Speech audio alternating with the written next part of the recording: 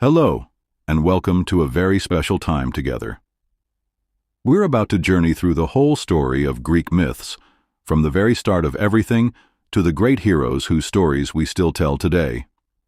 During our time together, we'll travel through old tales of gods and people, of love and brave adventures, of how the world was made. Today, you don't need to do anything but listen and let yourself rest. These stories have been told for thousands and thousands of years. They have helped people fall asleep and dream beautiful dreams. Let them help you too. Before we begin, here's a quick favor. Before you get settled, please like this video and subscribe. I'd love to know where you're listening from and what time it is. Just drop a comment and let me know. It's always wonderful to see people from all around the world joining us. Now, make yourself comfortable, fix your pillows just right, pull your blanket up the way you like it. Close your eyes softly, or just let them rest if you want. We're going to start with some calm breathing. Breathe in slowly and out. In and out. Feel yourself getting more comfortable with each breath. All you need to do now is listen. Let these old stories flow over you like warm water. Part 1. The beginning of everything. In the very beginning, there was nothing. No light, no sound, no earth, no sky. Just empty space called chaos. It was dark and quiet, like being in the deepest cave you can imagine. But even in this darkness, something was waiting to happen. From chaos came the first beings. They weren't like people or animals. They were huge and powerful, made of the very things that make up our world. First came Gaia. Gaia was the earth itself. She was warm and loving, like a giant mother who could hold everything. When Gaia appeared, there was finally somewhere for things to rest and grow. Next came Tartarus, the deep, deep underground place. Tartarus was far below where anyone would ever go, a place of shadows and mystery. But it was important, because every world needs deep places too. Then came Eros, which means love. Eros wasn't just about people loving each other. Eros was the force that made everything want to come together and create new things. Without Eros, nothing would ever be born or made. Gaia looked around at the empty space above her and decided she wanted someone to keep her company. So she created Uranus, the sky. Uranus spread himself high above Gaia like a big blue blanket covered with clouds and stars.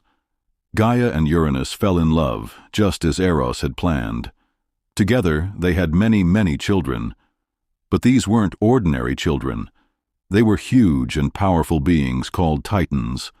The Titans were 12 mighty brothers and sisters. There was Oceanus, who became all the rivers and seas. There was Cronus, who was clever but also greedy.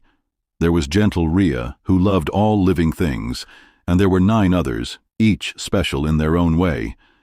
But Uranus was not a good father. He was worried that his children might become stronger than him one day.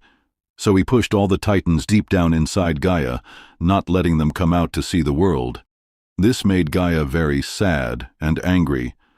Her children were trapped inside her, and it hurt. She wanted them to be free to walk around and live their lives.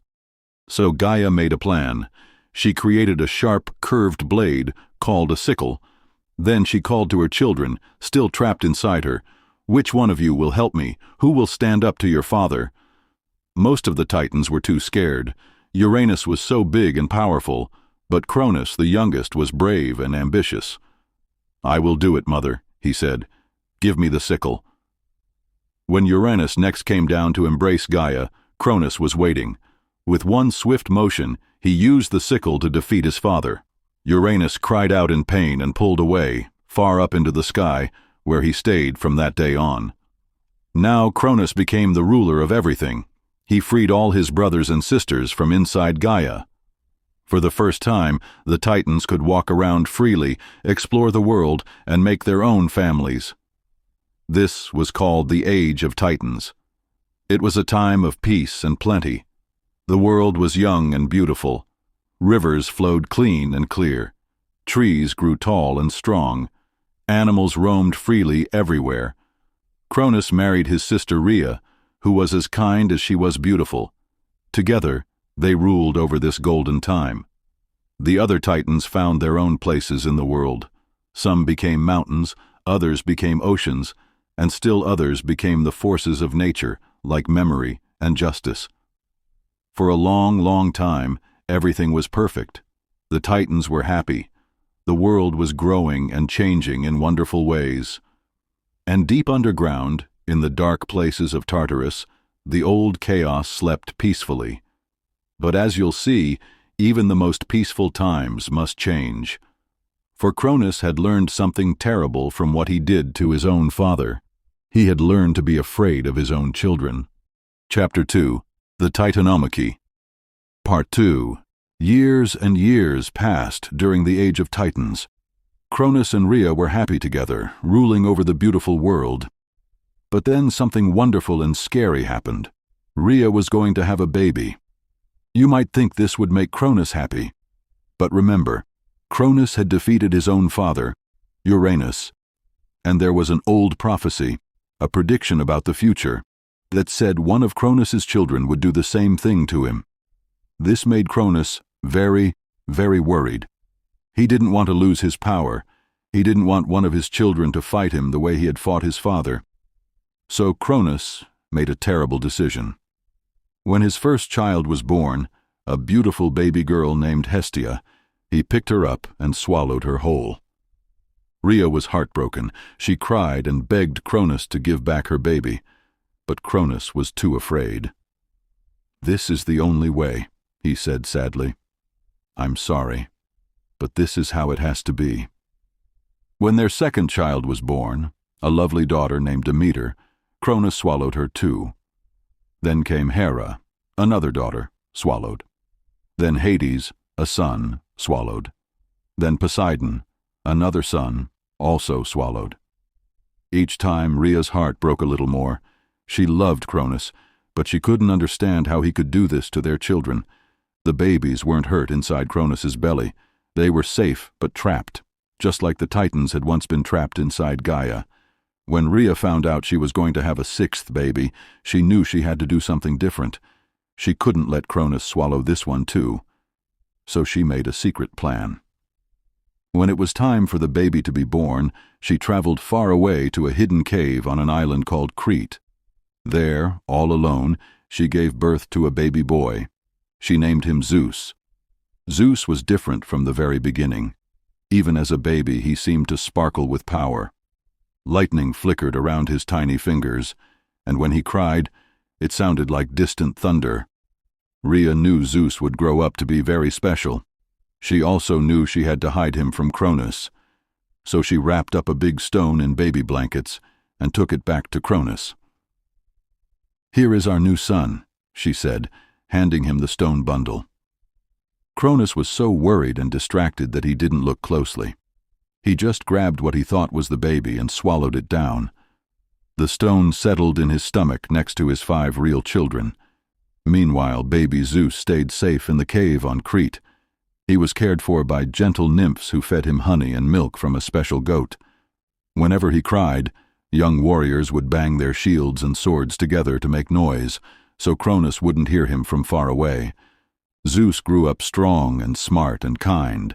The nymphs taught him about justice and fairness. They told him about his brothers and sisters trapped inside their father. They explained how Cronus had become so afraid that he'd forgotten how to love. When Zeus became a young man, he decided it was time to save his family. He disguised himself as a servant and went to work in Cronus's palace. One day, Zeus mixed a special drink for Cronus. It tasted good, but it had magic in it that would make Cronus sick in just the right way. Cronus drank it down without thinking. A few minutes later, he felt very, very sick to his stomach. And then, one by one, he threw up all the children he had swallowed. First came Poseidon, then Hades, then Hera, then Demeter, then Hestia. They were all grown up now because time had been passing even inside their father's stomach, and they were very, very angry. "Father," Zeus said, throwing off his disguise, "I am your youngest son, Zeus, and we're here to stop you." Cronus was shocked and afraid. He realized the prophecy was coming true. But instead of accepting it, he decided to fight. This started the great war called the Titanomachy, the war between the Titans and the younger gods. It lasted 10 long years. On one side were Cronus and most of the older Titans. They were huge and powerful, and they had been ruling for a very long time. On the other side were Zeus and his brothers and sisters, who called themselves the Olympians. They were smaller, but they were fast and clever, and they fought for freedom and justice.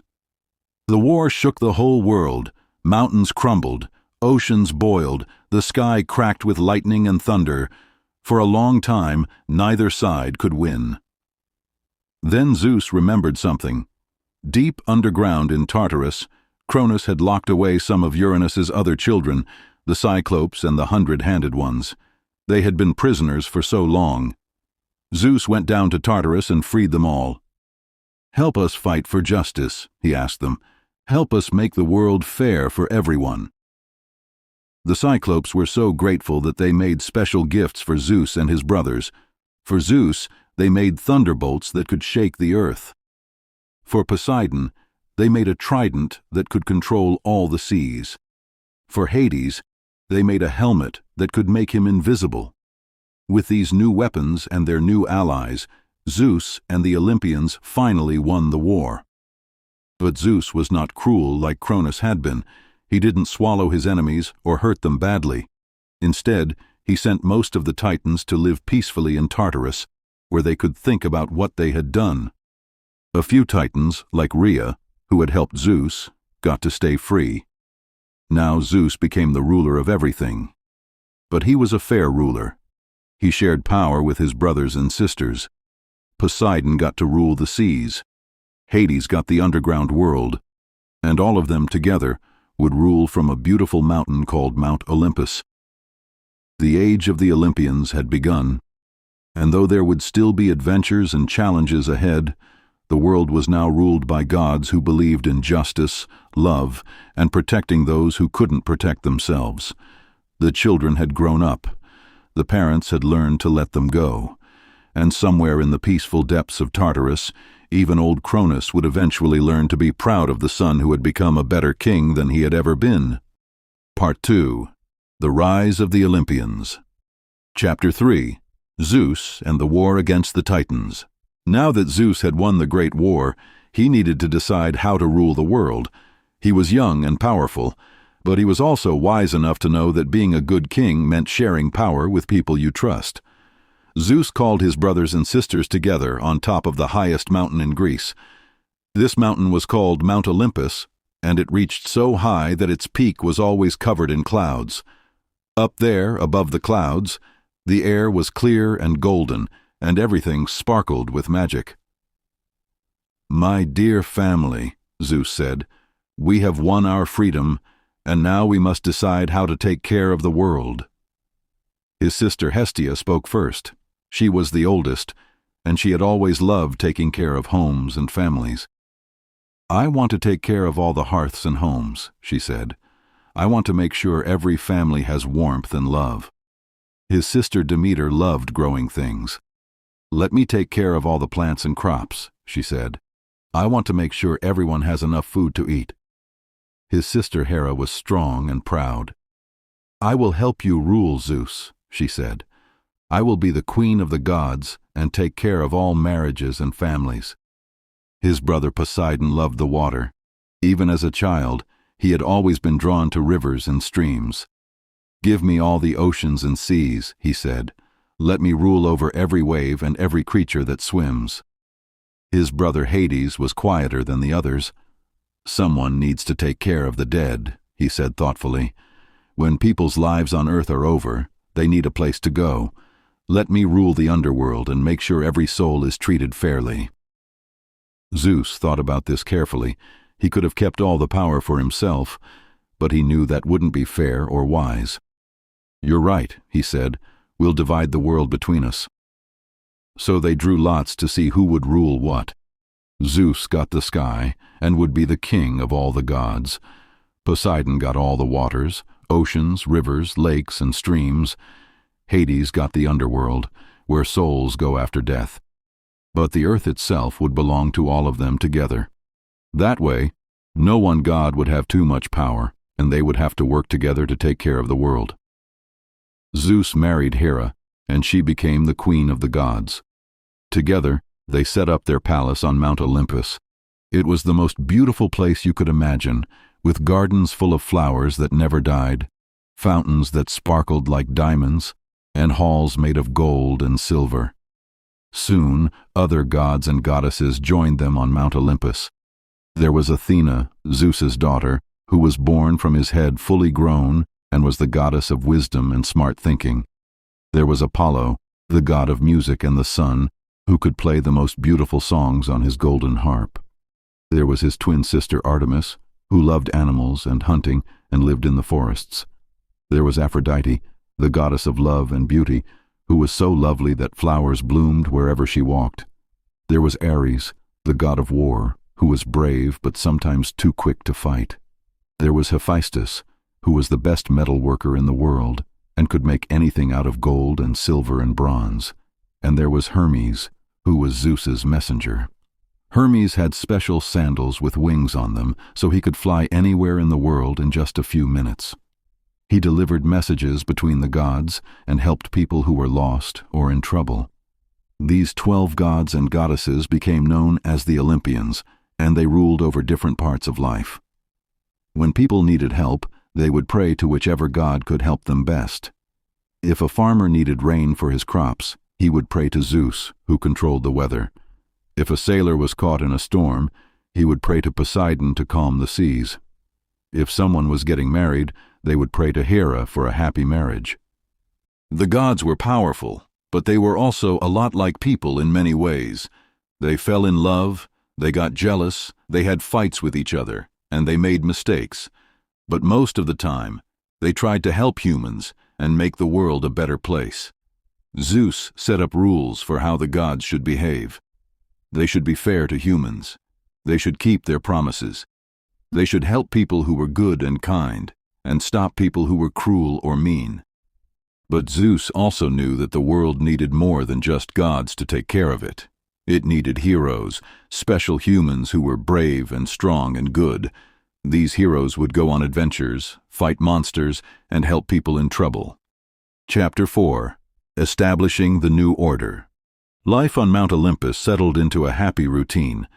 Each morning the gods would wake up in their beautiful palace and eat ambrosia and drink nectar, which were special foods that tasted better than anything humans had ever eaten and kept the gods young and strong forever.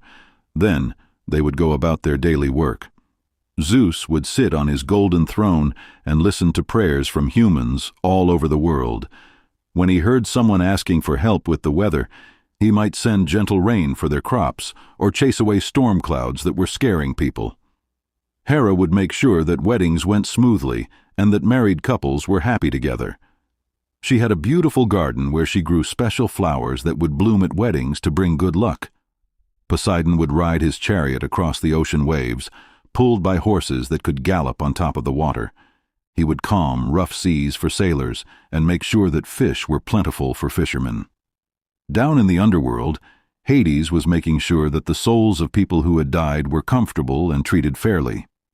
The underworld wasn't a scary place the way some people thought. It was more like a peaceful city where people could rest after their lives on earth were over. Apollo would drive his golden chariot across the sky every day, pulling the sun from east to west. In the evening, he would play music with the other gods, filling Mount Olympus with beautiful songs. Artemis would run through the forests with her pack of silver deer, making sure that all the wild animals were healthy and safe. She especially protected young animals and helped them learn to survive in the wild. Athena would help people solve problems and make smart decisions. If someone was trying to build something or figure out a difficult puzzle, they might pray to Athena for wisdom. Aphrodite would help people fall in love and be kind to each other. Wherever she went, she brought beauty and happiness, and the warm feeling you get when someone cares about you. Ares would help protect people from enemies, but Athena and Zeus had to remind him often that fighting should only happen when it was necessary to protect someone. Hephaestus worked in his forge, making beautiful things out of metal. He made jewelry for the goddesses, weapons for the gods, and special gifts for humans who had been especially good or brave. Hermes was always busy flying back and forth across the world, carrying messages and helping people who were lost or traveling far from home. And Demeter worked in the fields and gardens, making sure that crops grew well and that there was always enough food for everyone. The gods learned to work together as a family, even when they didn't always agree with each other. When they had arguments, and they did sometimes, Zeus would remind them that they were stronger when they helped each other than when they fought. The humans on Earth were happy too. They knew that the gods were watching over them and would help them when they really needed it. People built beautiful temples where they could go to pray and leave gifts for the gods. The gods liked these temples and would often visit them, though usually they stayed invisible so they wouldn't scare anyone. Sometimes, though, a god might appear as a regular person to test whether humans were kind and good. There were stories of gods appearing as poor travelers to see if people would share their food and give them shelter. The people who were kind and generous would later find wonderful surprises. Their crops would grow extra well, or they would find treasure, or their sick family members would suddenly get better. But people who were selfish or mean to the disguised gods would find that things went badly for them until they learned to be kinder. This was how the gods taught humans to take care of each other and to always be ready to help someone in need. As the years passed, the world became more and more beautiful. Cities grew up, full of people who worked together and helped each other. Art and music flourished because Apollo inspired people to create beautiful things. People learned to build better houses and make better tools because Athena helped them think of clever solutions to problems. And most importantly, children grew up hearing stories about the gods and learning that the most important things in life were to be brave, kind, honest, and helpful to others. But the gods knew that even in this beautiful world, there would sometimes be problems too big for ordinary people to handle. There would be monsters and dangers that only the bravest and strongest could face. That's why the gods began to have special children with humans, children who would grow up to be heroes. These heroes would be stronger and braver than regular people, and they would go on amazing adventures to keep the world safe. The age of heroes was about to begin, and with it would come some of the most exciting and wonderful stories ever told. Stories of brave princes and princesses, of terrible monsters and magical treasures, of long journeys across dangerous seas and through enchanted forests. But for now, on Mount Olympus, the gods were content. They had built a good world, full of beauty and wonder and love. The sun rose and set each day, the seasons changed in their proper order, and everywhere you looked, there were signs of the gods' care and protection.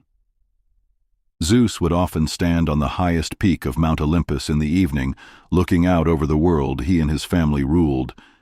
He would see the lights of human cities twinkling like stars, farmers bringing in their crops, children playing safely in their gardens, and families gathering together for dinner. And he would smile, knowing that even though there would always be challenges ahead, the world was in good hands. The gods were watching, the humans were learning and growing, and tomorrow would bring new adventures and new chances for everyone to be their best selves. The golden age of the Olympians had truly begun, and it would last for thousands and thousands of years, filled with stories of wonder that people would tell around their fires long into the night, just as we're doing now. Part 3. The Great Heroes and Their Quests. Chapter 5. Perseus and the Gorgon. Now that the gods had made the world a peaceful and beautiful place, they began to notice that sometimes humans needed extra help with problems that were too big or too dangerous for ordinary people to handle. That's when the gods decided to have special children who would grow up to be heroes. One of the first and greatest of these heroes was a young man named Perseus. His story began in a kingdom by the sea, where a king named Acrisius lived with his daughter, Danae. Danae was beautiful and kind, with long golden hair that shone like sunlight. Her father loved her very much, but he was also worried about something. A prophet had once told him that Danae would have a son, and that son would one day accidentally cause the king's death. This prophecy scared King Acrisius so much that he locked Danae away in a tall bronze tower with no doors, only a small window at the very top. He thought that if she could never meet anyone, she could never have a child, but Zeus, the king of the gods, was watching from Mount Olympus. He saw that Danae was lonely and sad in her tower. He felt sorry for her, trapped all alone with no one to talk to except the birds that sometimes flew by her window. So Zeus decided to visit her in a very special way. He turned himself into golden rain, thousands of tiny droplets that sparkled like the sun. The golden rain fell softly through Danae's window, swirling around her like a warm, gentle shower. When the rain touched her, Danae felt suddenly happy and peaceful, as if someone who loved her very much was giving her a hug. And from this magical visit, she became pregnant with Zeus's child. When her son was born, Danae named him Perseus. He was a beautiful baby with bright eyes that seemed to sparkle with starlight. But when King Acrisius found out about the baby, he was terrified that the prophecy was coming true. The king couldn't bring himself to hurt his daughter or grandson directly, but he was too frightened to let them stay. So he made a terrible decision. He put Danae and baby Perseus in a wooden chest and pushed it out to sea, hoping that someone else would find them and take care of them. The chest floated on the waves for days and days. Danae held baby Perseus close and sang to him softly, even though she was scared and didn't know what would happen to them, but Zeus was watching over them, making sure the waves carried them safely.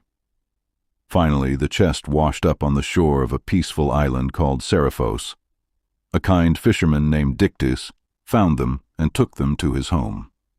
Dictys had a good heart and loved children, so he was happy to take care of Danae and Perseus as if they were his own family. Perseus grew up strong and brave on the island. Dictys taught him how to fish and sail a boat and be kind to everyone he met.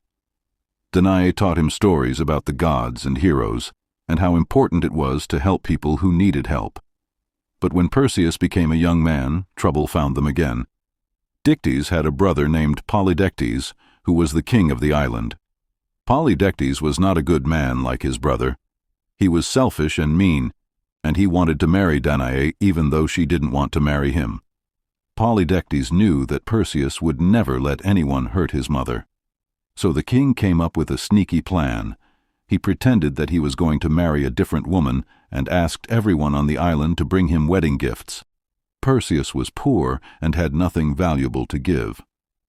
When Polydectes laughed at him for this, Perseus became angry and said, "I can bring you any gift you want, no matter how difficult it is to get." "Really?" said Polydectes with a nasty smile. "Then bring me the head of Medusa the Gorgon." Everyone who heard this gasped in fear. The Gorgons were 3 terrible monsters who lived far away on a lonely island. They had snakes for hair and bronze hands and golden wings. But the worst thing about them was that anyone who looked directly at a Gorgon would instantly turn to stone. Medusa was the most dangerous of the 3 Gorgons. Around her island, there were hundreds of stone statues that had once been brave warriors who had tried to fight her and had looked at her face by mistake. Perseus realized that Polydectes had tricked him into promising something that seemed impossible. But Perseus was brave and loved his mother, so he decided he would find a way to do it. Before he left on his quest, Perseus prayed to the gods for help. Zeus heard his prayer and decided to help his son.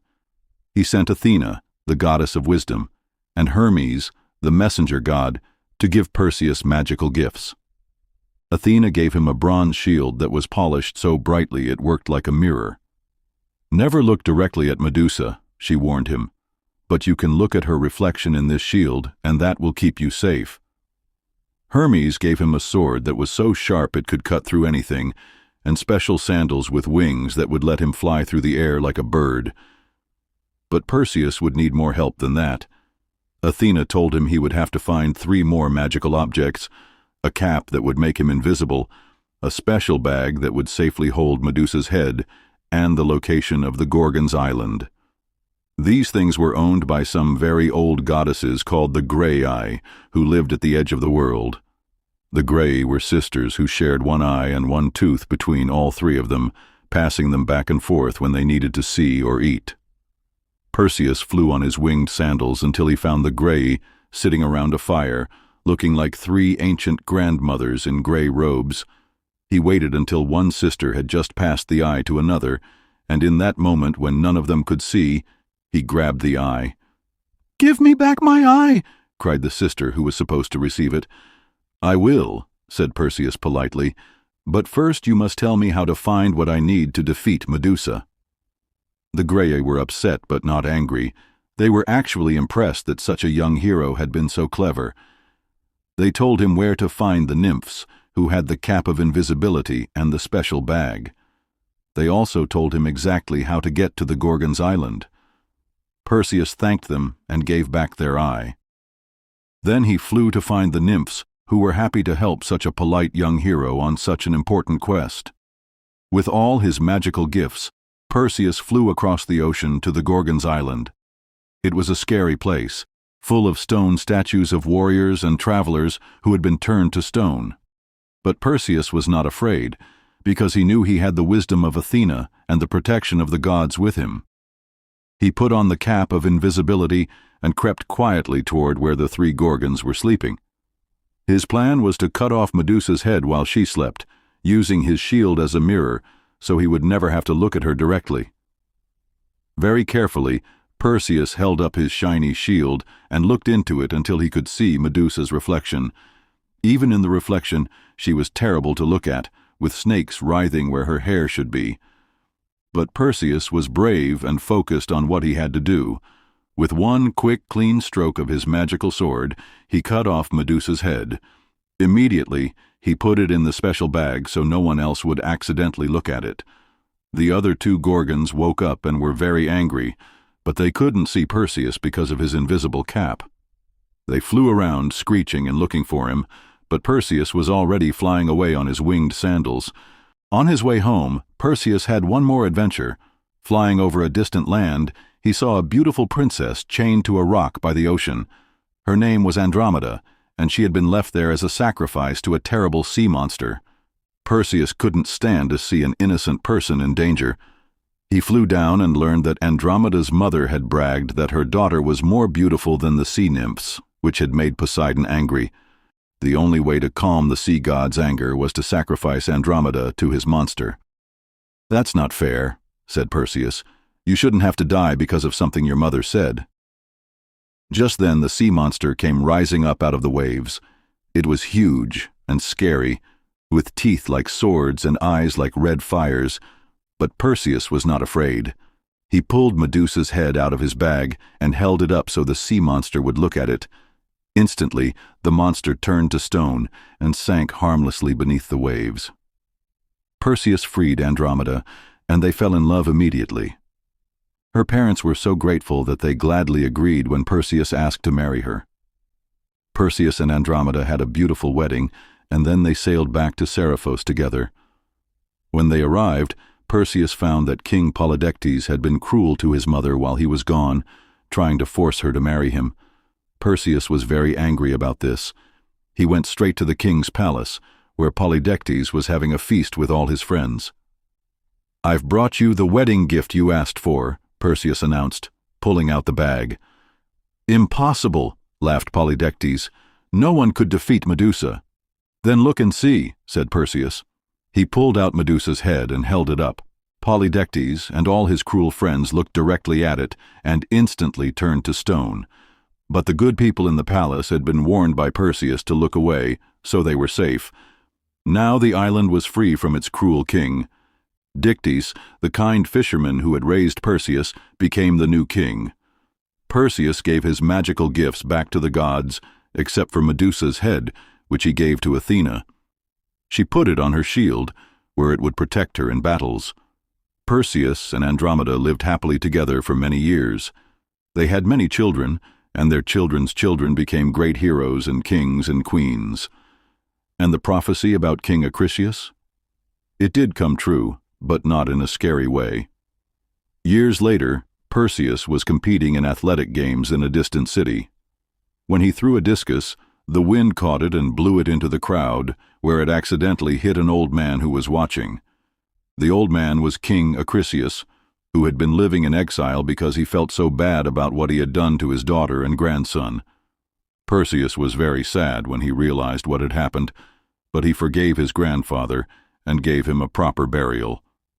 Perseus had learned that prophecies often come true, but not always in the way we expect. And more importantly, he had learned that with courage, kindness, and help from friends, even the most impossible tasks can be accomplished. The story of Perseus shows us that heroes aren't just people who are strong or have magical gifts. Real heroes are people who help others, who stand up to bullies, who keep their promises, and who never give up when they're trying to do the right thing. Chapter 6. Theseus and the Minotaur. In the beautiful city of Athens, there lived a wise king named Aegeus.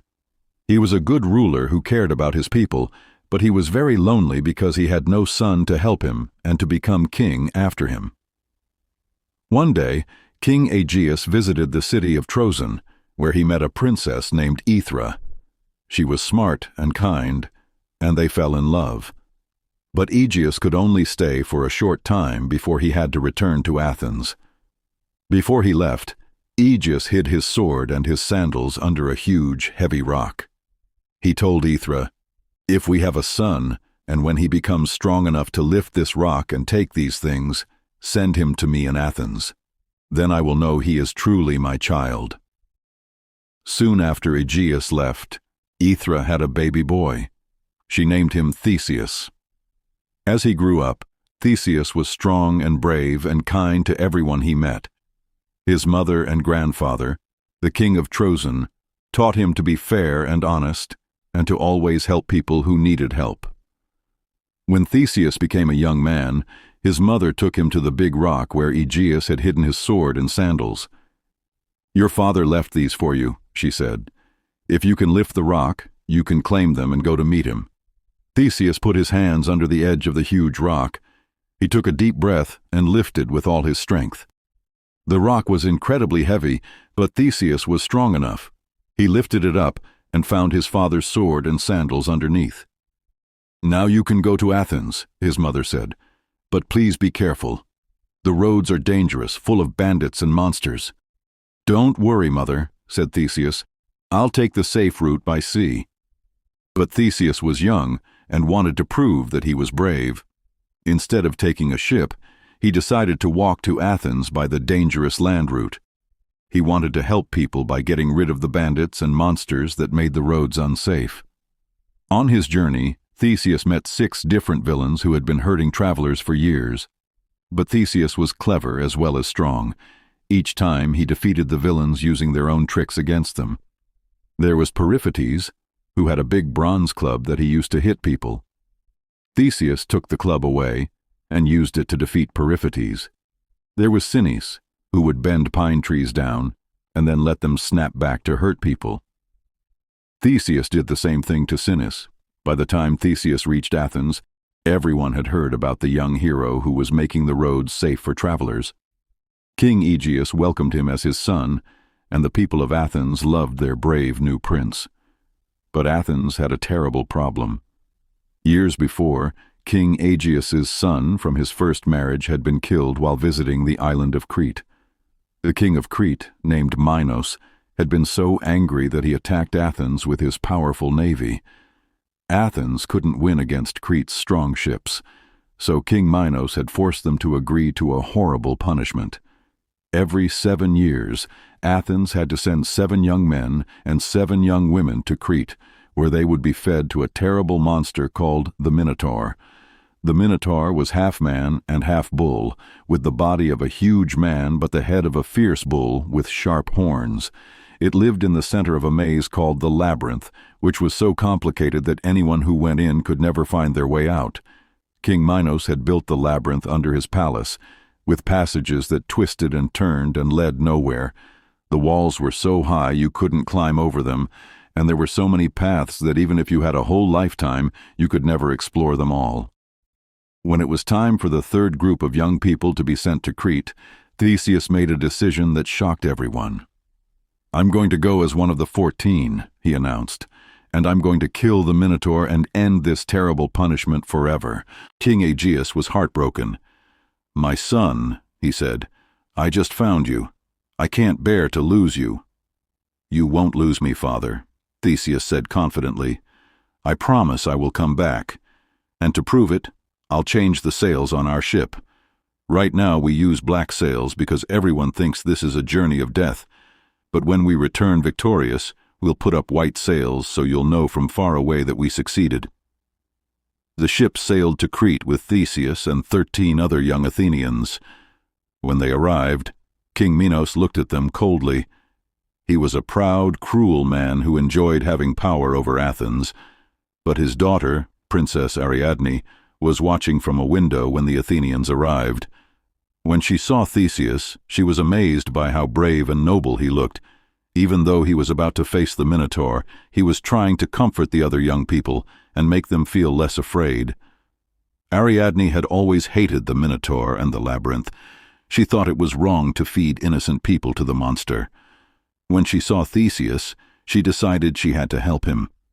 That night, Ariadne snuck down to the dungeon where the Athenians were being kept.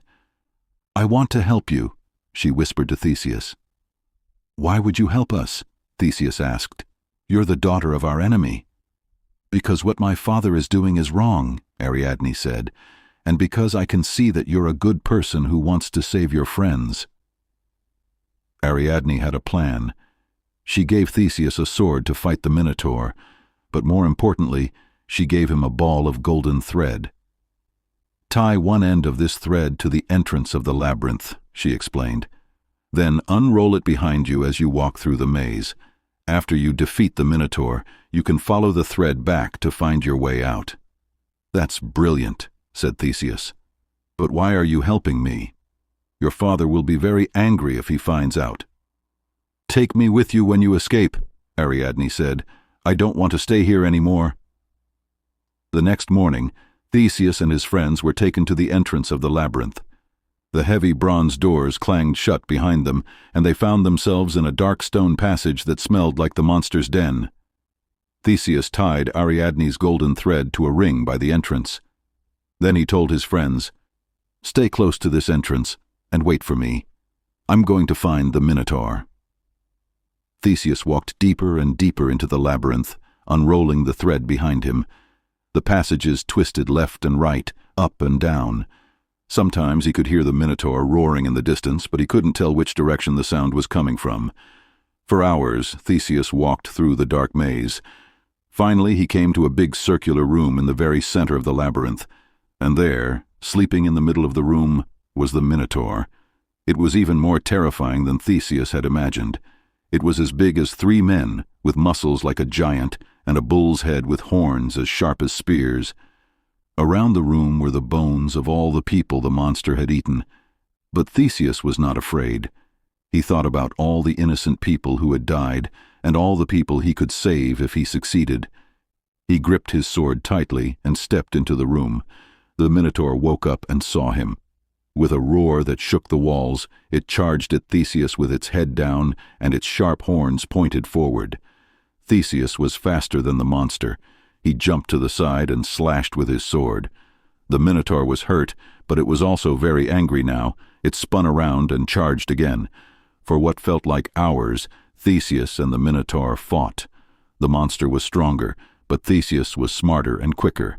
Finally, when the Minotaur charged one more time, Theseus grabbed its horns and twisted. With all his strength, he broke the monster's neck. The Minotaur fell to the ground and died. The terrible creature that had eaten so many innocent people would never hurt anyone again. Theseus was exhausted, but he had to hurry. He followed the golden thread back through all the twists and turns of the labyrinth until he reached his friends at the entrance. "I did it," he said. "The Minotaur is dead." Ariadne was waiting for them with a ship ready to sail. All the young Athenians escaped from Crete and began the journey home. Ariadne sailed with them, and Theseus promised to marry her when they reached Athens. But on the way home, they stopped at an island called Naxos to get fresh water. While they were there, the god Dionysus appeared to Theseus in a dream. "Ariadne is destined to be my wife," Dionysus said. "She helped you because the fates planned it that way, but now she must stay with me." When Theseus woke up, he was confused and sad. He cared about Ariadne, but he also knew that mortals couldn't disobey the gods. With a heavy heart, he sailed away from Naxos, leaving Ariadne there. But Ariadne wasn't abandoned. Dionysus married her and made her a goddess. She became the goddess of the constellation Corona, the crown of stars, and lived happily forever. As Theseus's ship approached Athens, everyone was so excited to see their friends alive that they forgot to change the sails from black to white. When King Aegeus saw the black sails, he thought his son had died. In his grief, he threw himself into the sea. From that day on, that body of water was called the Aegean Sea, in memory of the king who loved his son so much. Theseus became the new king of Athens, and he was one of the best kings the city ever had.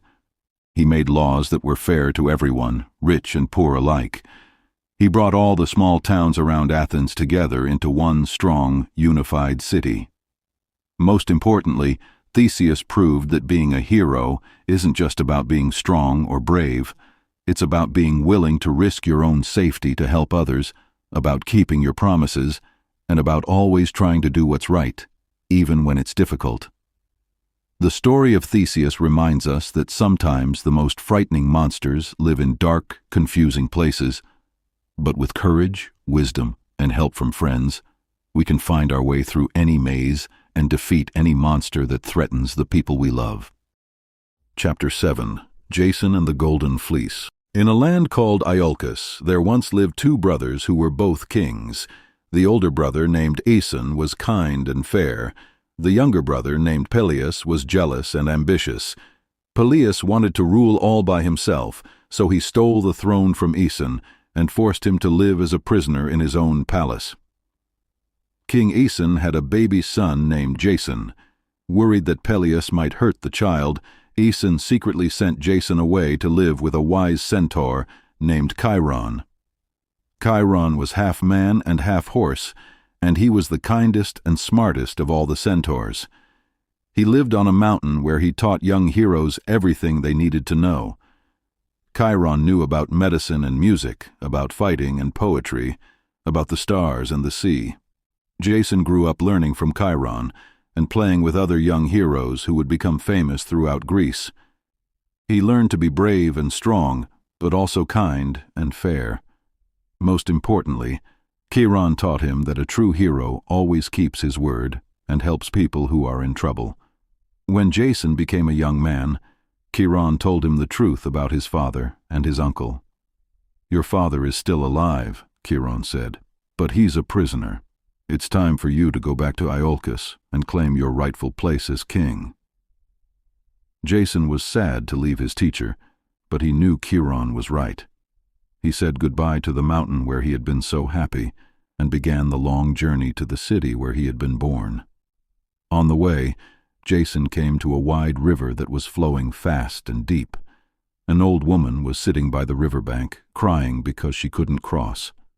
"Don't worry, grandmother," Jason said kindly. "I'll carry you across." The old woman was heavier than she looked, and the river was deeper than Jason had expected. By the time he got to the other side, he was exhausted and had lost one of his sandals in the mud. But the old woman was safely across. "Thank you, dear boy," she said. Then she smiled in a way that seemed very familiar, though Jason was sure he had never seen her before. "Your kindness will be remembered." After the old woman disappeared into the forest, Jason continued on to Iolcus. When he arrived in the city, people stared at him. He was tall and strong and handsome, with kind eyes and only one sandal. The news of the stranger's arrival quickly reached King Peleus. When Peleus heard about the young man with one sandal, he became very frightened. Long ago, an oracle had warned him, "Beware of a man who comes to you wearing only one sandal. He will take your throne." Peleus decided to pretend to be friendly. He invited Jason to a great feast and asked him who he was. "I am Jason, son of Aeson," Jason said proudly. "I've come home to claim my father's throne." Peleus smiled, but it was not a kind smile. "Of course, dear nephew," he said. "I've only been keeping the throne safe for you. But before you can be king, you must prove that you're worthy. You must go on a quest and bring back the Golden Fleece." Everyone in the hall gasped. The Golden Fleece was the skin of a magical golden ram that lived far away in the land of Colchis. It hung from a tree in a sacred grove and was guarded by a dragon that never slept. Many heroes had tried to steal it, but none had ever returned.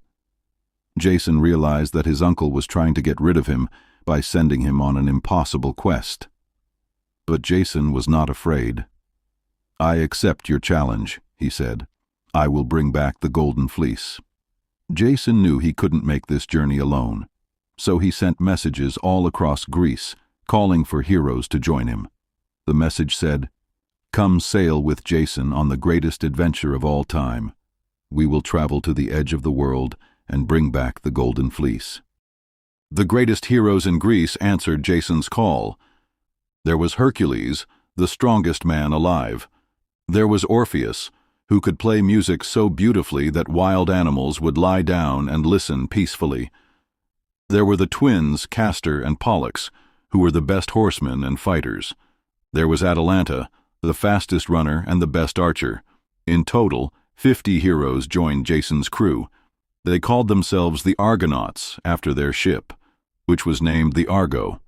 The Argo was the most wonderful ship ever built. It was made from trees that grew in a sacred forest, and the goddess Athena had helped design it. The ship could speak and give advice to its crew, and it could sail faster than any other ship on the sea.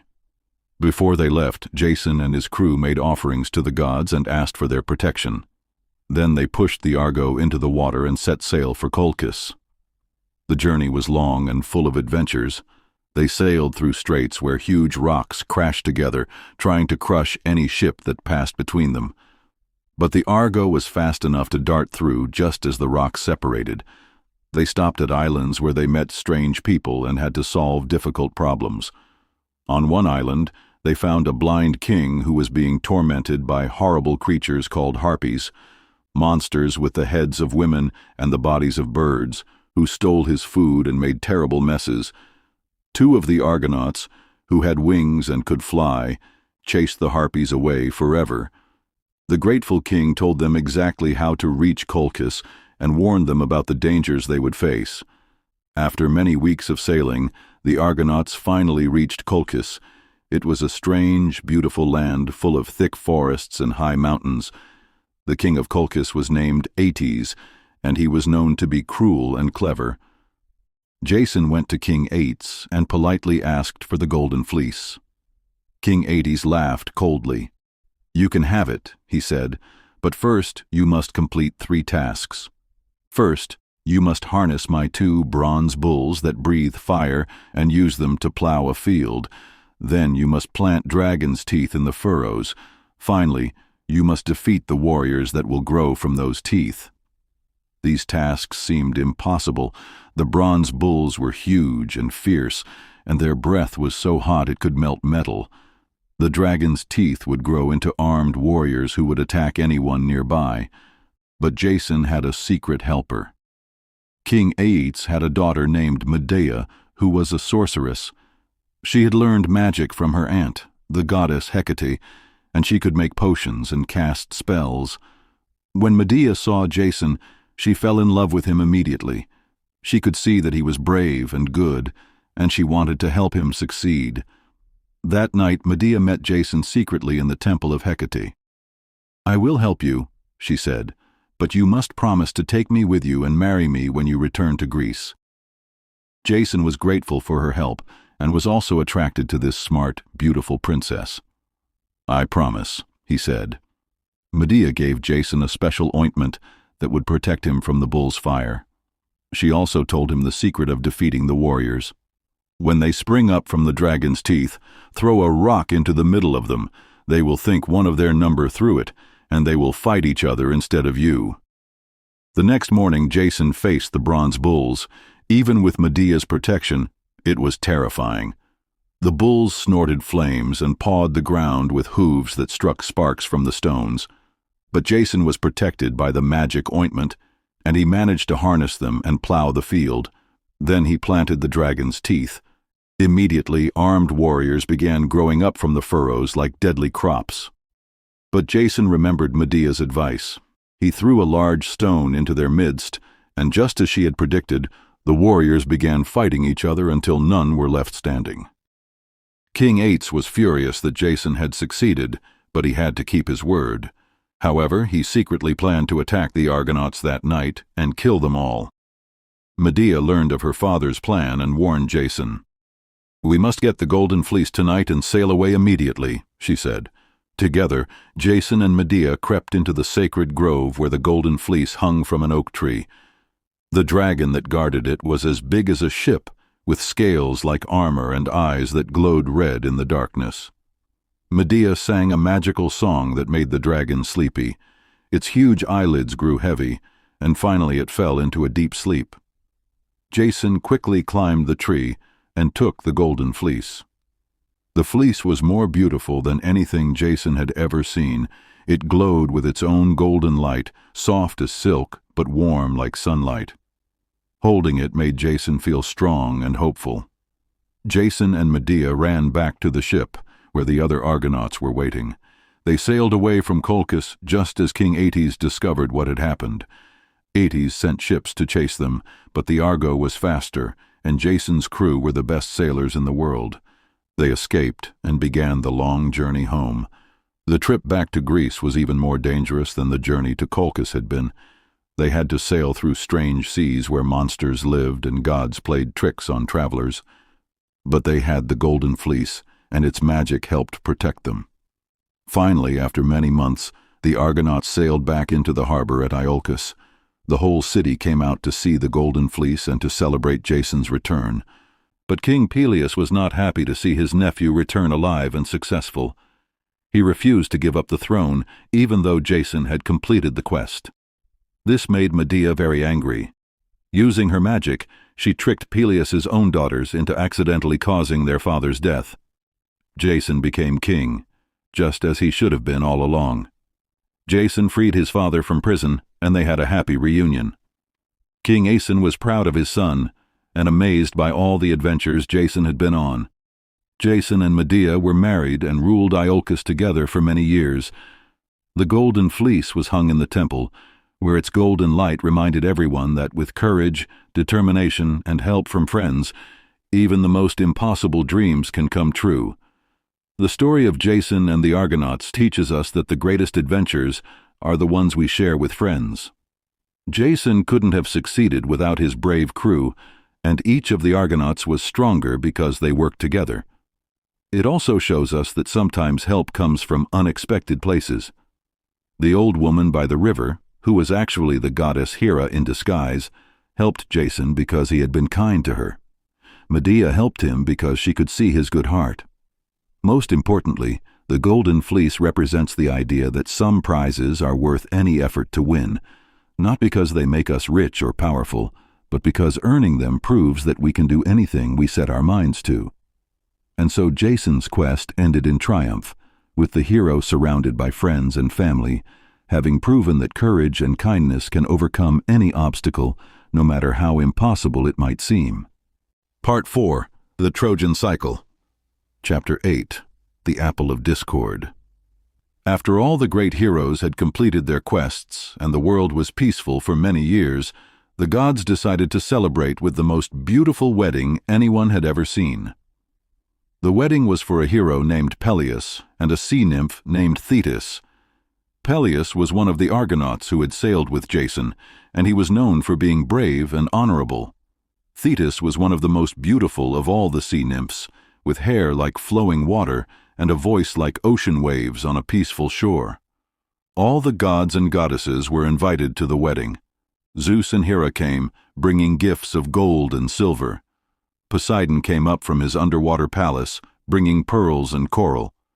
Apollo brought music that made everyone want to dance, and Artemis brought flowers that would never fade. The wedding feast was held on the beach where the sea met the land, so both the land gods and the sea gods could attend comfortably. There were tables loaded with ambrosia and nectar, and the air was filled with laughter and beautiful music. But there was one goddess who had not been invited. Her name was Eris, and she was the goddess of discord and arguments. The other gods hadn't invited her because wherever Eris went, people started fighting and saying mean things to each other. Eris was very hurt and angry that she had been left out of such a wonderful party. She could hear the music and laughter from far away, and it made her feel lonely and jealous. So Eris decided to cause trouble. She took a beautiful golden apple and carved words into it that said, "For the most beautiful." Then she threw the apple right into the middle of the wedding feast and disappeared. At first, everyone just stared at the beautiful golden apple rolling across the sand. Then Hera, Athena, and Aphrodite all reached for it at the same time. "This apple is obviously for me," said Hera proudly. "I am the queen of the gods, so of course I am the most beautiful." "Don't be silly," said Athena. "Beauty isn't just about how you look. I am beautiful because of my wisdom and my clever thoughts. The apple should be mine." "You're both wrong," said Aphrodite with a gentle smile.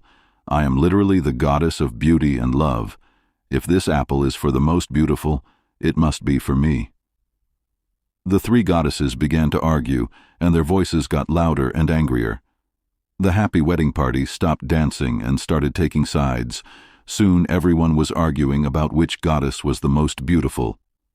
Zeus saw what was happening and sighed. He knew that if he chose one of the goddesses, the other two would be angry with him forever, and if he chose none of them, all three would be upset. "I cannot judge this contest," Zeus announced, "but I know someone who can. There is a young prince named Paris who lives near the city of Troy. He is known for being fair and honest. Let him decide which goddess should have the apple." So Hermes took the golden apple and flew to Troy, where Prince Paris was taking care of his father's sheep on a hillside. Paris was a handsome young man with kind eyes, and he was known for always telling the truth, even when it was difficult. The three goddesses appeared to Paris on the hillside, each one more beautiful than anything he had ever seen. "Paris," said Hera in her most royal voice, "choose me, and I will make you the king of all Asia. You will have more power than any other mortal." "Choose me instead," said Athena wisely, "and I will make you the smartest and most skilled warrior in the world. You will win every battle and solve every problem." But Aphrodite stepped forward and spoke softly. "Paris," she said, "choose me, and I will give you the love of the most beautiful woman in the world. You will know what it means to love and be loved completely." Paris was a young man who cared more about love and happiness than about power or fame. He thought about each offer carefully, but in the end, his heart made the choice for him. "I give the golden apple to Aphrodite," he said. Aphrodite smiled and took the apple. "You have chosen well, Paris. The most beautiful woman in the world is named Helen, and she will love you as much as you love her." But Hera and Athena were furious. They felt insulted and angry, and they decided they would punish Paris and his city of Troy for this choice. As they left, Aphrodite kept her promise to Paris. She told him about Helen, who was indeed the most beautiful woman in the world, with golden hair and eyes like stars. But there was a problem. Helen was already married to a king named Menelaus, who ruled the Greek city of Sparta. She lived in his palace and seemed to be happy with her life. Aphrodite's magic was very powerful, though. When Paris traveled to Sparta as a guest, he and Helen fell in love the moment they saw each other. They felt as if they had been waiting their whole lives to find each other. Helen knew it was wrong to leave her husband, but the magic of Aphrodite was too strong to resist. She sailed away with Paris back to Troy, taking many treasures with her. When King Menelaus discovered that his wife had run away, he was heartbroken and angry. He called upon his brother Agamemnon, who was the most powerful king in Greece, to help him get Helen back. Agamemnon sent messengers to every Greek city, asking all the kings and heroes to join together in a great army. "Paris has insulted all of Greece by stealing Helen," the messenger said. "We must sail to Troy and bring her back." Most of the Greek heroes agreed to join the expedition. They remembered that years before, when Helen had been young and unmarried, all the princes of Greece had wanted to marry her. Her father had made them all promise that if anyone ever stole Helen away, they would all work together to bring her back. So a great army gathered at the port city of Aulis. There was Achilles, the greatest warrior who had ever lived. There was Odysseus, who was cleverer than anyone else. There was Ajax, who was as strong as a giant. There were hundreds of other heroes, each bringing their own ships and soldiers. But as the Greek army prepared to sail for Troy, the wind stopped blowing. Day after day, their ships sat motionless in the harbor. The seer Calchas told them that the goddess Artemis was angry and would not let them sail until they made a great sacrifice. This made everyone very sad, but they felt they had no choice if they wanted to rescue Helen. After the sacrifice was made, the winds began to blow again, and the great fleet of 1,000 ships set sail for Troy. The journey across the sea took many days. As the Greek ships approached the walls of Troy, the people of the city could see them coming like a dark cloud on the horizon. Troy was a beautiful, strong city with high walls and brave defenders. King Priam, who was Paris's father, was a good and wise ruler. His son Hector was the greatest hero in Troy, known for being brave in battle, but also kind and gentle with his family. When the Greeks arrived and made camp on the beach outside Troy's walls, King Priam sent messengers to ask for peace. "Let us return Helen to you," they said, "and let this end without bloodshed." But the Greeks had come too far and gathered too many heroes to leave empty-handed. Agamemnon demanded not only Helen's return, but also payment for all the trouble Paris had caused. And so began the Trojan War, which would last for 10 long years, and would be remembered forever as the greatest conflict between heroes the world had ever seen. Chapter 9. The War and its Heroes. The war between the Greeks and the Trojans began with great battles on the plain outside the city walls. Both sides had magnificent heroes who fought with courage and honor. For the Greeks, the greatest warrior was Achilles. He was the son of the sea nymph Thetis and the hero Peleus, whose wedding had started all this trouble. When Achilles was a baby, his mother had dipped him in the magical river Styx to make him invulnerable to weapons, but she held him by his heel, so that was the only part of his body that could be hurt. Achilles was incredibly fast and strong. In battle, he moved like lightning, and his spear never missed its target. He was also proud and had a quick temper, but he loved his friends deeply and was loyal to those he cared about. For the Trojans, the greatest hero was Hector, Prince Paris's older brother.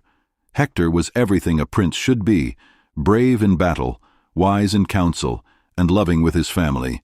He had a wife named Andromache and a little son named Astyanax, whom he adored. Every morning, Hector would kiss his wife and baby goodbye, then put on his bronze armor and go out to defend his city. He didn't want to fight, but he knew his people were depending on him to keep them safe. For 9 years the war continued. Sometimes the Greeks would win battles and push close to Troy's walls. Sometimes the Trojans would win and drive the Greeks back toward their ships, but neither side could win completely. The Greeks couldn't break through Troy's strong walls, and the Trojans weren't strong enough to drive the Greeks away entirely, so the war went on, with heroes on both sides fighting and dying far from their homes. During this time, many sad and beautiful stories unfolded. There was the friendship between Achilles and Patroclus, who had grown up together and were closer than brothers. There was the love story of Hector and Andromache, who treasured every moment they had together because they never knew if Hector would come home from battle. There was wise Odysseus, who was always thinking of clever plans to end the war so he could go home to his wife Penelope and his son Telemachus. There was old King Priam of Troy, who watched his sons go out to battle each day and prayed to the gods to protect them. But the saddest story of all began when Achilles and Agamemnon had a terrible argument. Agamemnon had taken a girl named Briseis away from Achilles, and Achilles felt insulted and angry. "If you don't respect me," Achilles said, "then I won't fight for you anymore." He took his soldiers and went to sulk in his tent, refusing to join any more battles. Without Achilles, the Greeks began to lose. The Trojans, led by brave Hector, pushed them back and back until they were almost at their ships. Patroclus, Achilles' best friend, couldn't stand to watch the Greeks losing. "Let me borrow your armor," he begged Achilles. "The Trojans are afraid of you. If they see your armor, they might think you've returned to battle and retreat." Achilles didn't want his friend to fight, but he could see that the Greeks were in terrible danger. Finally, he agreed to let Patroclus wear his armor and lead his soldiers into battle. The plan worked at first. When the Trojans saw Achilles' distinctive armor, they thought the great hero had returned, and they began to retreat. But Patroclus got carried away by his success and chased the Trojans too close to their city walls. There, Hector met him in single combat. Hector was a noble fighter who never wanted to hurt anyone unnecessarily, but he thought he was fighting Achilles, his greatest enemy. In the battle that followed, Hector killed Patroclus and took Achilles' armor. When Achilles learned that his best friend was dead, his grief was terrible to see. He cried and raged and blamed himself for letting Patroclus go into battle. All his anger at Agamemnon was forgotten. Now he had only one desire, to fight Hector and avenge his friend's death. Achilles' mother, Thetis, came to comfort her son. She knew that if Achilles fought Hector, he would kill the Trojan prince, but then Achilles himself would die soon after. That was his fate. "My son," she said sadly, "if you fight Hector, you will have a short life, but if you choose not to fight, you can live for many years." "I would rather have a short life with honor than a long life with shame," Achilles replied. "Patroclus was my dearest friend, and I will avenge him, even if it costs me everything." So Thetis asked Hephaestus, the god of metalworking, to make new armor for her son. Hephaestus created the most beautiful armor ever made, with a shield that showed pictures of the whole world, cities and farms, weddings and harvests, the sea and the sky. The next morning, Achilles put on his new armor and returned to battle. He was like a force of nature, defeating every Trojan warrior who faced him. Finally, only Hector stood between Achilles and the walls of Troy. Hector knew he couldn't defeat Achilles, but he also knew he couldn't run away and leave his city undefended. So he said goodbye to his wife and baby son, kissed them tenderly, and went out to face his destiny. The battle between Achilles and Hector was the greatest single combat of the war. Both heroes fought with all their skill and courage, but in the end, Achilles was stronger and faster. Hector fell, and Troy's greatest defender was gone. Achilles' grief and anger made him do something cruel. Instead of treating Hector's body with respect, he dragged it behind his chariot around the walls of Troy. The people of Troy watched in horror as their prince was dishonored, but the gods were not pleased with Achilles' behavior. They sent King Priam a dream that told him to go to Achilles' tent and ask for his son's body back. That night, the old king snuck through the Greek camp to Achilles' tent. When Achilles saw him, he was amazed by the old man's courage. "Great Achilles," said Priam, "I have come to beg for my son's body. Think of your own father, who loves you as I loved Hector. Let me take my son home so we can bury him properly." Achilles looked at the old king and saw his own grief reflected there. His anger melted away, and he remembered that Hector had been a good man who was only trying to protect his family and city. "You are very brave to come here," Achilles said gently. "Of course you may have your son's body. Let us both mourn our losses and remember that we are all human." So Hector was buried with great honor in Troy, and both armies agreed to stop fighting for several days while they honored the fallen hero. But the war was not over yet. Achilles continued to fight for the Greeks, and as his mother had predicted, he was killed by an arrow shot by Paris, an arrow that was guided by the god Apollo and struck Achilles in his one vulnerable spot, his heel. The war might have gone on forever, but finally, clever Odysseus came up with a plan that would end it once and for all. Odysseus had his soldiers build a huge wooden horse, so big that dozens of Greek warriors could hide inside it. Then the Greeks pretended to sail away, leaving the horse on the beach as if it were a gift to the gods. The Trojans found the horse and debated what to do with it. Some wanted to burn it, but others thought it was a peace offering and should be brought into the city as a trophy of their victory. Finally, they decided to pull the great wooden horse through their gates and into Troy. That night, while the Trojans were celebrating what they thought was the end of the war, the Greek warriors climbed out of the horse and opened the city gates for the rest of their army, which had secretly returned under cover of darkness. Troy was captured at last. The war that had lasted 10 long years was finally over. Helen was reunited with her husband Menelaus, and the Greek heroes began their long journeys home. The story of the Trojan War reminds us that war brings sorrow to everyone, even the winners. It shows us that heroes can be found on both sides of any conflict, and that the greatest victories are often the saddest ones. But it also shows us the power of loyalty and friendship, like that between Achilles and Patroclus. It shows us the importance of family love, like that between Hector and his wife and son. And it shows us that even in the darkest times, people can choose to be merciful and kind, as Achilles was when he returned Hector's body to his father. Most of all, the Trojan War teaches us that every choice we make has consequences, and that sometimes the smallest decisions, like a goddess throwing an apple at a wedding, can change the course of history. But even when we face the results of choices we didn't make ourselves, we can still choose how to respond with courage, love, and honor. Part 5. Transformations and Love Stories. Chapter 10. Metamorphoses. After all the great wars and heroic quests, after all the battles and adventures, the world settled into a gentler time. The gods had learned much about humans, and humans had learned much about the gods. Now came a time of quieter stories, stories of love and change, of how beautiful things came to be in the world. These are stories of metamorphosis, a word that means changing from one thing into another. They remind us that love can transform us, that sometimes the most beautiful things come from the deepest feelings, and that nothing in this world stays exactly the same forever. The first story is about a nymph named Daphne, who loved to run through the forests more than anything else in the world. Daphne was the daughter of a river god, and she had inherited his love of flowing water and moving wind. She was happiest when she was racing between the trees, her hair streaming behind her like a golden river. Apollo, the god of music and the sun, saw Daphne running through his sacred grove one day. She was so graceful and beautiful that he fell in love with her immediately.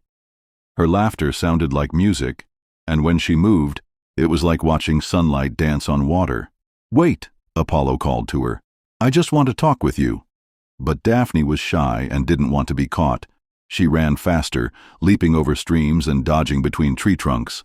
Apollo chased after her, calling out compliments and poems, trying to convince her to stop and listen to him. "I'm not some ordinary man," Apollo shouted as he ran. "I'm the god of music. I can write you the most beautiful songs ever heard." But Daphne just ran faster. She loved her freedom and didn't want to give it up for anyone, not even a god. The chase went on and on, through meadows and forests, past rivers and over hills. Apollo was fast, but Daphne knew the forest better than anyone. Still, eventually she began to tire, and Apollo was getting closer and closer. Finally, when Daphne felt she couldn't run another step, she called out to her father, the river god. "Father, help me. Change my form so I can be free forever." Her father heard her prayer and answered it. Just as Apollo reached out to touch her shoulder, Daphne began to change. Her feet grew roots that dug deep into the earth. Her arms stretched up and became branches. Her skin became bark, smooth and silver gray. Her flowing hair became leaves that rustled in the wind.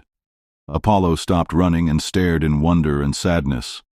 Where Daphne had been, now stood a beautiful laurel tree, its leaves shimmering in the sunlight. "Oh, Daphne," Apollo said softly, touching the tree's trunk. "If you cannot be my love, then you will be my sacred tree. Your leaves will crown the heads of poets and heroes. You will be a symbol of victory and honor forever." From that day on, wreaths made of laurel leaves were given to winners of contests and to great poets. And whenever the wind blows through a laurel tree, some people say you can still hear the sound of Daphne's laughter, happy and free. The second story takes place by a clear, still pool deep in the forest. This pool was so perfectly calm that it reflected everything like a mirror: the blue sky, the white clouds, the green trees that leaned over its edges. Near this pool lived a beautiful nymph named Echo. Echo had once been very talkative, perhaps too talkative. She had gotten in trouble with Hera, the queen of the gods, for chattering too much.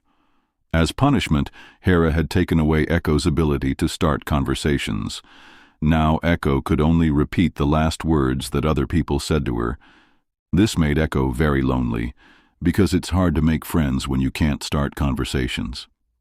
She spent her days wandering through the forest, listening to the birds and the wind, wishing she could speak freely again. One day a young man came walking through the forest.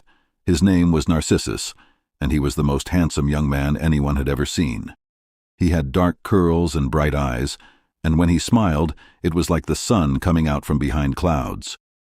But Narcissus had a problem.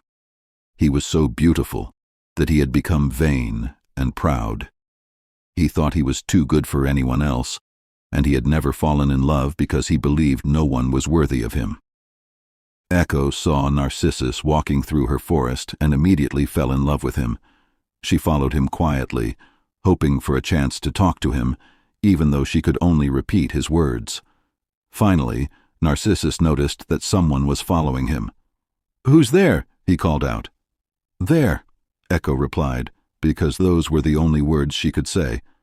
"Come out and show yourself," Narcissus demanded. "Show yourself," Echo repeated. This went on for a while, with Narcissus getting more and more frustrated. Finally, Echo stepped out from behind a tree. She was beautiful and kind, and she looked at Narcissus with eyes full of love. But when Narcissus saw her, he wrinkled his nose in disdain. "Stay away from me," he said cruelly. "I could never love someone like you." "Love someone like you," Echo whispered, but now the words sounded sad instead of hopeful. Narcissus walked away without looking back, leaving Echo heartbroken. She was so sad that she faded away until only her voice was left, hiding in caves and mountains, repeating the words of others. The gods saw how cruelly Narcissus had treated Echo, and they decided he needed to learn a lesson about love. Later that day, Narcissus came to the same clear pool where Echo used to sit. He was hot and tired from walking, so he knelt down to drink the cool water. But when he looked into the pool, he saw his own reflection looking back at him, and he fell in love instantly. "Who is this beautiful person?" Narcissus whispered to himself. He had never seen anyone so lovely. He reached out to touch the face in the water, but his hand only made ripples, and the image disappeared. When the water became still again, the beautiful face returned. Narcissus tried to kiss it, but again the image vanished when his lips touched the water. "Please don't leave me," Narcissus begged his own reflection. "I love you more than life itself."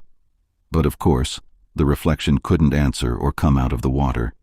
Narcissus stayed by the pool day and night, staring at his own image, unable to eat or sleep. He grew thinner and paler, but he couldn't leave. "I understand now," he whispered finally. "This is how Echo felt when I rejected her love. I'm sorry I was so cruel." From somewhere in the forest, Echo's voice whispered back, "I'm sorry." Eventually, Narcissus faded away from longing, just as Echo had faded from sadness. But where he had sat by the pool, a beautiful flower grew, a white flower with a yellow center that always grows near water. We call this flower a narcissus, and it still nods toward its own reflection in quiet pools. The final story of transformation is about Persephone, the daughter of Demeter, goddess of growing things. This story explains why we have seasons, why flowers bloom in spring and leaves fall in autumn. Persephone was a lovely young woman who loved flowers and sunshine. She spent her days in her mother's gardens, helping plants grow and playing with the nymphs who lived in the meadows. Demeter loved her daughter more than anything in the world. Together they made sure that crops grew well and that there was always enough food for everyone. Wherever Persephone walked, flowers bloomed in her footsteps. But far underground in his dark kingdom, Hades had been watching Persephone. Hades wasn't evil, he was just lonely. As the ruler of the underworld, he spent all his time with the spirits of the dead, and he longed for companionship and laughter. One day, when Persephone was picking flowers in a meadow, the earth suddenly opened up beneath her feet. Hades appeared in his chariot, pulled by black horses, and before Persephone could call for help, he had taken her down to his underground kingdom. Hades didn't want to hurt Persephone. He gave her a beautiful palace to live in, with gardens full of precious stones instead of flowers. He tried to make her happy, bringing her gifts and treating her like a queen. But Persephone was homesick. She missed her mother and the sunshine and the feeling of grass under her feet. Nothing in the underworld could replace the joy she felt in the world above. Meanwhile, Demeter had discovered that her daughter was missing. She searched everywhere, in forests and mountains, in caves and by rivers, but she couldn't find Persephone anywhere. Demeter was so sad and worried that she forgot to take care of the plants and crops. Flowers withered, leaves turned brown and fell from trees, and nothing would grow. The world became cold and gray, and people began to go hungry. Finally, Zeus realized what had happened. He sent Hermes down to the underworld to bring Persephone back to her mother. Hades knew he would have to let Persephone go, but he was still lonely and didn't want to lose her forever. Just before she left, he offered her some food for her journey, 6 seeds from a pomegranate fruit. Persephone was hungry and homesick, and she ate the seeds without thinking, but there was an old rule that said anyone who ate food in the underworld would have to spend part of each year there. When Persephone returned to the world above, Demeter was overjoyed. Immediately, flowers began to bloom again, trees grew new leaves, and the world became warm and beautiful once more. But because Persephone had eaten 6 pomegranate seeds, she would have to spend 6 months of each year in the underworld with Hades. This is why we have seasons. When Persephone is with her mother, it's spring and summer. The world is full of flowers and growing things, and Demeter is happy. But when Persephone goes back to the underworld, Demeter becomes sad again, and autumn and winter come to the world. During the winter months, Demeter rests and waits for her daughter's return. And every spring, when Persephone comes back to the surface, the first flowers that bloom are crocuses and daffodils, as if the earth itself is celebrating her return. The story of Persephone reminds us that even sad partings can lead to beautiful things. Because she spends time in both worlds, Persephone has become a bridge between life and death, between the world of the living and the world of the dead. She helps people understand that death is not the end, but just another kind of existence. All these stories of transformation teach us that love can change us, that beauty can come from sadness, and that everything in nature is connected. They show us that the gods and goddesses are part of the natural world, in every tree, every flower, every season that comes and goes. As you listen to these gentle stories, you can imagine the laurel trees whispering in the wind, the narcissus flowers nodding by quiet pools, and the first crocuses pushing up through the snow each spring, bringing Persephone's message of hope and renewal.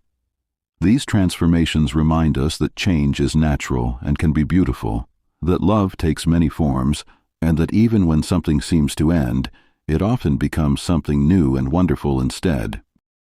Conclusion. And so we come to the end of our long journey through the stories of ancient Greece. We began in the darkness before time, when there was nothing but empty space called chaos. We watched as the first gods and goddesses came into being, as the earth and sky were born, as love itself became a force in the universe. We saw how the young gods grew up and learned to share the world fairly among themselves. We met Zeus and his brothers and sisters as they built their beautiful home on Mount Olympus and began to care for all the people on Earth. We followed brave heroes on their greatest adventures, Perseus with his magical gifts, finding courage to face the impossible. Theseus with his golden thread, showing us that even the most confusing problems have solutions when we're clever and determined. Jason and his friends, proving that the greatest treasures are won by those who work together and never give up. We walked through the Great War at Troy, where we learned that heroes can be found on both sides of any conflict, and that the bravest thing is sometimes choosing to show mercy and kindness even to our enemies. And finally, we rested by quiet pools and peaceful meadows, where we discovered that love can transform us into something beautiful, that every ending is also a beginning, and that the natural world around us is full of magic and wonder. These stories have been told for thousands and thousands of years, passed down from parents to children, from teachers to students, from one friend to another. They were told around fires on dark nights, just like this one. They were whispered to help people fall asleep, just as they're helping you now. The Greeks who first told these stories understood something important, that the best tales are the ones that help us understand ourselves and our world a little better. They knew that stories about gods and heroes are really stories about all of us, about our hopes and fears, our courage and kindness, our love for our families and friends. Every time someone tells the story of Perseus, they're reminding us to be brave when facing scary things. Every time someone tells the story of Theseus, they're showing us that problems can be solved if we're patient and clever. Every time someone tells the story of Persephone, they're helping us understand that even sad times don't last forever. Spring always comes again. And every time someone tells these stories to help another person fall asleep, they're continuing a tradition that's older than any city, older than any book, older than almost anything else humans have created together. Tonight, as you drift off to sleep, you can imagine yourself in this long chain of storytellers and listeners stretching back through time. Somewhere, a Greek child fell asleep thousands of years ago to these same stories. Somewhere tonight, another child is hearing them for the first time. And somewhere in the future, these stories will still be told, still helping people dream of heroes and magic, of kindness and courage, of a world where the impossible becomes possible through love and friendship. The gods and heroes we've met tonight aren't really gone. They live on in every act of courage, in every moment of kindness, in every time someone chooses to help rather than hurt, to build rather than destroy, to love rather than fear. They live on in the spring flowers that push through the snow, reminding us of Persephone's return. They live on in the laurel trees that whisper in the wind, carrying Daphne's laughter. They live on in the echoes that answer us in the mountains, where echo still repeats our words with love. Most of all, they live on in stories like this one, in quiet moments when we remember that the world is full of wonder, that we're all connected to each other and to the natural world around us, and that even in the darkest times, there are always heroes ready to help, always friends ready to stand by us, always hope waiting for us just around the corner. Sleep now, and dream of golden apples and silver arrows, of ships sailing across wine-dark seas and heroes walking down paths lit by starlight. Dream of a world where gods and humans live together, where every flower has a story, every star has a name, and every person has the chance to be a hero in their own beautiful tale. The stories are ended, but the dreams are just beginning. Rest well and remember, in your dreams you too can be part of these timeless stories, walking among heroes, befriending gods, and discovering that the greatest magic of all is the love we share with each other. Good night, and may your dreams be filled with wonder.